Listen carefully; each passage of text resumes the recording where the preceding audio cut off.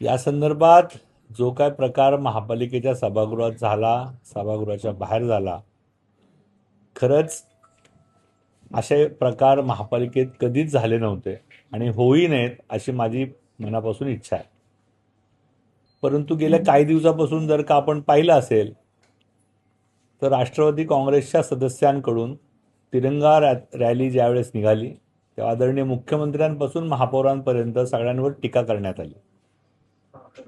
त्यानंतर आदरणीय दादांसारख्या ज्येष्ठ नेत्यांवर आरोप करणारे पत्र स्थायी समितीत देण्यात आलं. हे पूर्णपणे असंसदीय आहे. आपण दोन्ही पक्ष एकत्रित मिळून राज्यात काम करतोय याचं भान न ठेवणारं आहे. आपण महायुतीतले घटक पक्ष आहोत याचं भान न ठेवणारं आहे. परंतु हे होत असताना राष्ट्रवादी काँग्रेसच्या शहराच्या नेतृत्वाने, शहराध्यक्ष असतील, विरोधी पक्षनेते असतील, यांनी या संदर्भात कुठलीही भूमिका न घेता या संदर्भात पाठिंबा दिल्यासारखं वर्तन केलं. आणि मग आदरणीय मुख्यमंत्र्यांचा रॅलीवर असलेली टीका असेल, दादांवर केलेले आरोप असतील, या संदर्भात जी नैसर्गिक प्रतिक्रिया भारतीय जनता पार्टीच्या कार्यकर्त्यांची येईल तीच प्रतिक्रिया सभागृहात त्या दिवशी त्यांच्या वर्तनामुळं भारतीय जनता पार्टीच्या सभासदांची आली.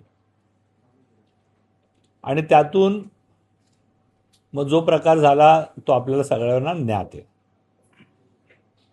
त्यानंतर आम्ही आमच्या भावना त्या पक्षाच्या राष्ट्रीय अध्यक्षा आदरणीय सुनेत्रा वहिनींना कळवल्या आहेत.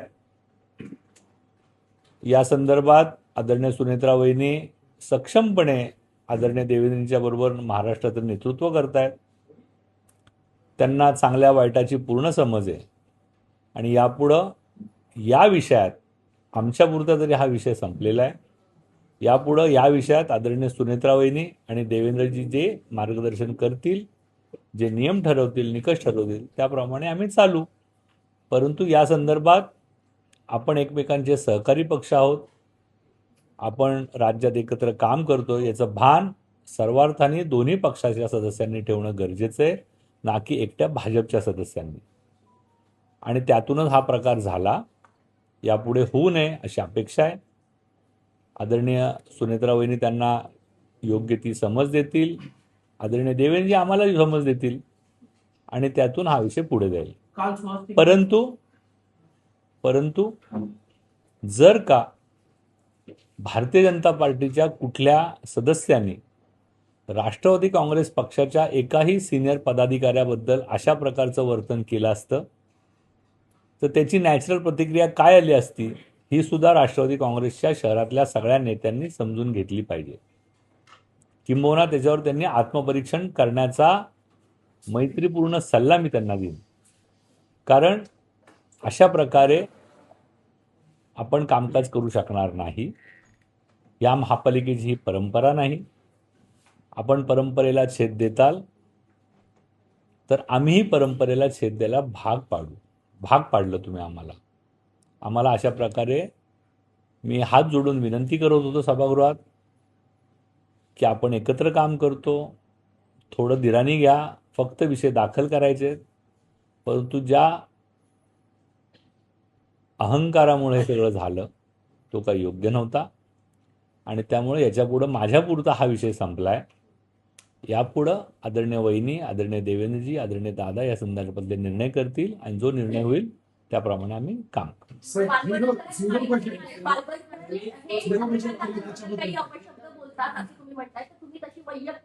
तक्रार करू शकत होतात सुनेत्रा पवारांकडे, पण असं न करता अशा पद्धतीचा निधी पूर्ण शून्य करणं आणि बालवडकरांचा असू दे किंवा टिंगरेंचा असू दे, तुमच्याकडे व्हॅलिड रिझन काही आहे का की त्यांचा निधी तुम्ही शून्य केलाय?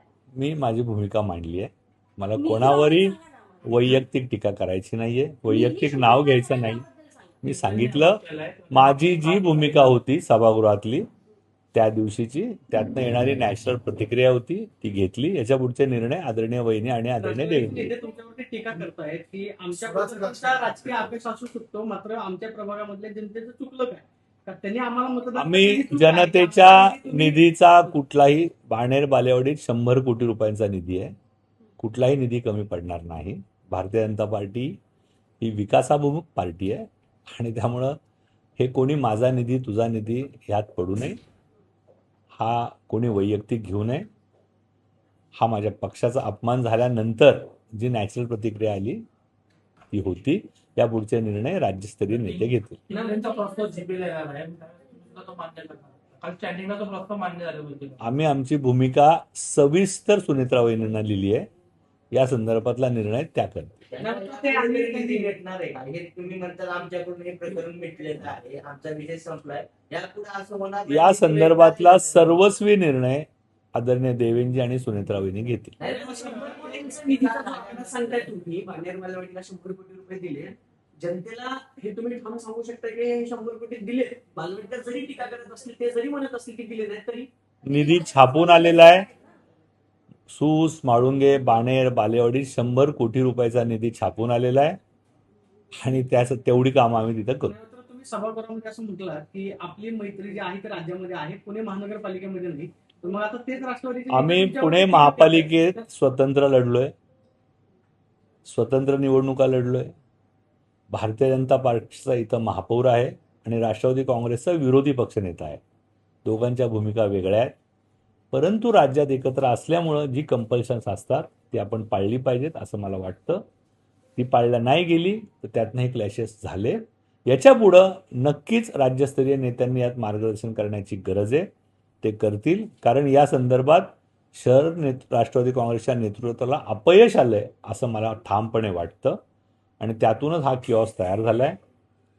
याच्या पुढे जे काय आदरणीय वहिनी आदरणीय देवेंद्रजी ठरवतील त्याप्रमाणे कामकाज सुनील होईल. टिंगरे असं म्हणतायत की सभागृह नेते जे आहेत ते दहशत निर्माण करतायत की जर विरोधी मला माहित- पक्षातल्या नेत्यांनी जर बोललं म्हणजे चंद्रकांत पाटील मला माहित नाही. प्रश्न असा आहे की चंद्रकांत पाटलांच्या कामाचं ऑडिट करा ही मागणी केली तर तुम्ही थेट निधी कापणार का?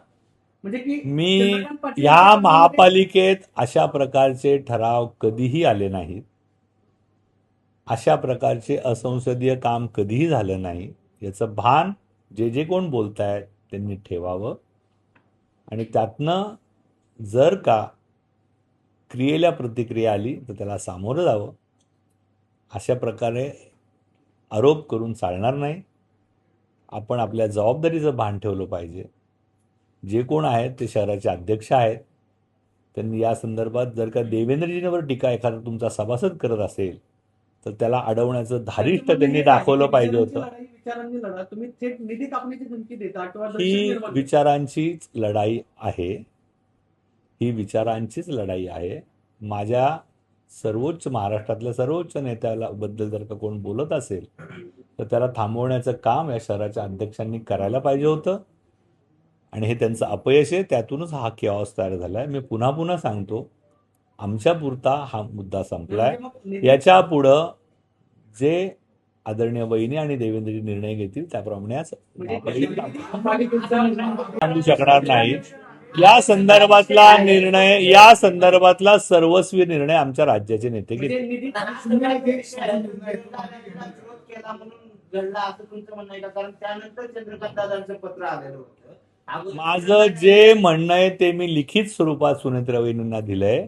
ते आपण वाचा. त्यात माझ्या सगळ्या भावना मी लिहिलेल्या आहेत आणि त्या उत्तम प्रकारे तुमच्यापर्यंत पोहोचल्या आहेत. त्यात माझ्या सर्व भावना मी लिहिल्या आहेत. एक भारतीय जनता पार्टीचा कार्यकर्ता म्हणून माझ्या ज्या काही भावना आहेत त्या लिहिल्या आहेत.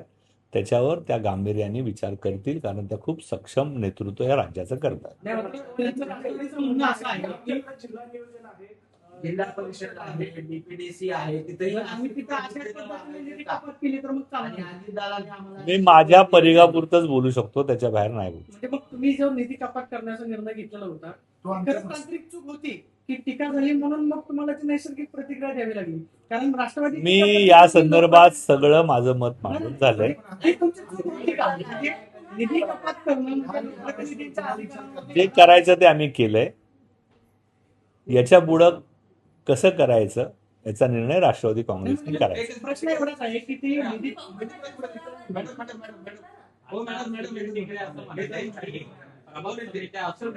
आता निधी नाकारणं असतो राष्ट्रवादीला संपवण्याचा घाट भाजपने घातला हे बघा, या महापालिकेत पहिल्यांदा शून्य निधी हा राष्ट्रवादी काँग्रेसने अरविंद शिंदेना दिला आहे.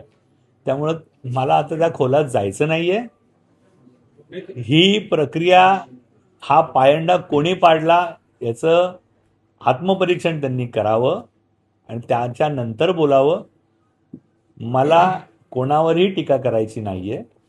मला माझ्या पक्षाच्या समर्थनार्थ जी भूमिका घ्यायची होती ती मी घेतली आणि माझ्या भावना आदरणीय सुनेत्रा वहिनींना दिल्या आहेत. या संदर्भातला सर्वस्वी निर्णय त्या आणि देवेंद्रजी म्हणून करतील. धन्यवाद. बोलू ना.